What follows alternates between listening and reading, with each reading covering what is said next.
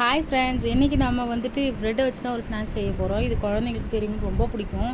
எல்லாருமே விரும்பி சாப்பிடுவாங்க. அதுக்கு பிரெட் க்ரம்ஸ், மைதா மாவு, அதுக்கப்புறமேட்டு சின்ன கடாயில் எண்ணெய், இஞ்சி பூண்டு பேஸ்ட்டு, கருவேப்பிலை, சோம்பு போட்டு தாளிச்சிட்டு, அதுக்கப்புறமேட்டுக்கா வெங்காயம் போட்டுட்டு தேவையான மசாலா இதெல்லாம் போட்டு நல்லா மிக்ஸ் பண்ணிட்டு, அப்புறம் அவிச்சு வச்ச உருளைக்கிழங்கு போட்டு மிக்ஸ் பண்ணி எடுத்து வச்சுக்கணும். அதுக்கப்புறம் ப்ரெட்டை நல்லா நனைச்சி அதை பிழிஞ்சிட்டு, அதுக்கப்புறமேட்டுக்கா அதில் வந்துட்டு நம்ம வச்ச மசாலாவை அதில் எடுத்து வச்சு நல்லா அது வந்து உருட்டையாக பிடிச்சிக்கணும். அது உருந்தாக வரும். நம்ம அதை அப்படியே சேர்த்து வச்சு இப்போ உருண்டை போட்டோம்னா வந்துடும்.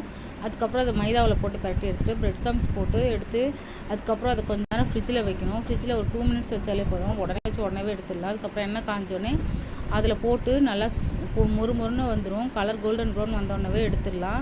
செம்ம டேஸ்ட்டாக சூப்பராக இருக்கும். நீங்களும் இதை ட்ரை பண்ணி பாருங்கள்.